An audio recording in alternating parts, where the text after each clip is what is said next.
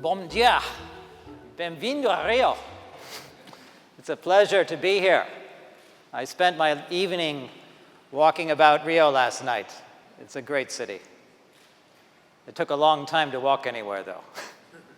I think it's a city that could use a little bit of investments. And that is, of course, what we're going to talk about now. Is how do we make our city great? What kind of investments?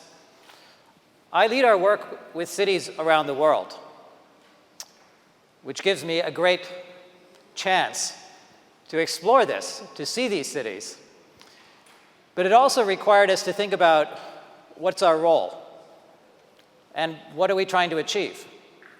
So in the next 9 minutes, I'll try to tell you how to make a city great and challenge you for what you can make, how you can make your city great.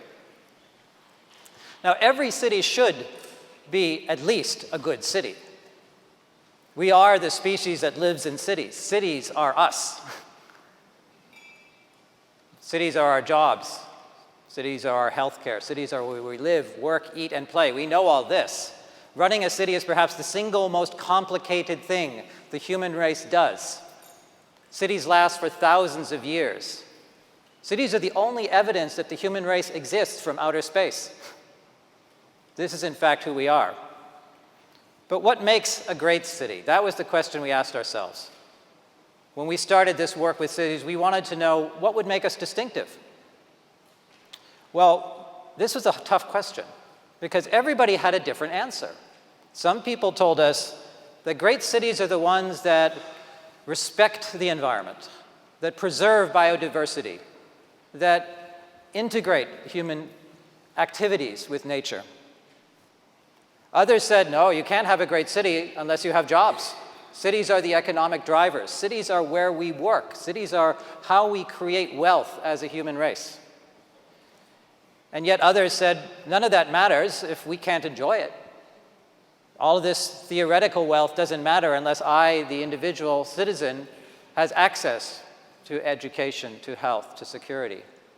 And as we looked at all of this, we came to one conclusion, that these things are related to each other.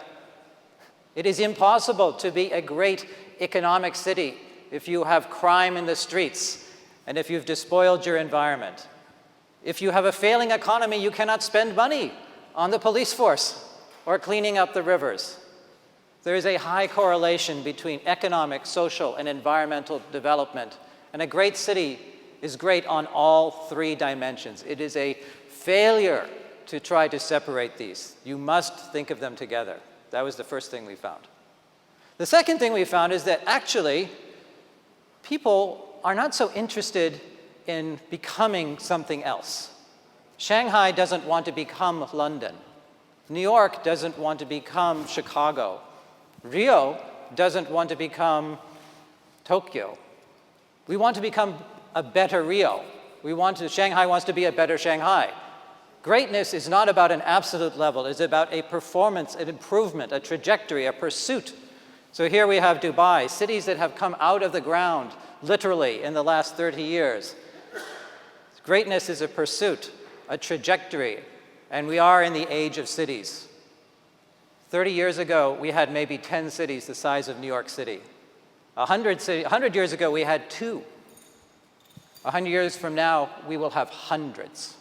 We will have hundreds of cities the size of New York City. This is who we are. This is what we have to do. So, what makes a city great? How do you get there? There are many paths, but we did find 3 things that make a difference. What we've called smart growth. Everybody has a different definition. Doing more with less, and winning support for change. A metro station. The Rio Metro opened in 1979. Within 10 days, 500,000 people got on the metro. Today, there are 1 million people on the metro. It's not a very big metro. It's only about 25 kilometers, I think, but it's going to be 40. In Sao Paulo, 60% of the construction cost of the Sao Paulo metro is returned each and every year in increased GDP to the country. That is a great investment. That is smart growth. Smart growth connects us. It creates centers of economic activity, brings us together, and improves all of our lives. If you look at the population that lives within 500 meters of a metro as a city, and you compare it to the rest, the metro-linked population is wealthier, is more educated, has better jobs, and is safer. That's why we build metros. That is why smart growth works. It is a more productive use. So smart growth for us means, first of all, having a strategy, knowing what matters, being focused, doing what you do well, not doing what you don't do well.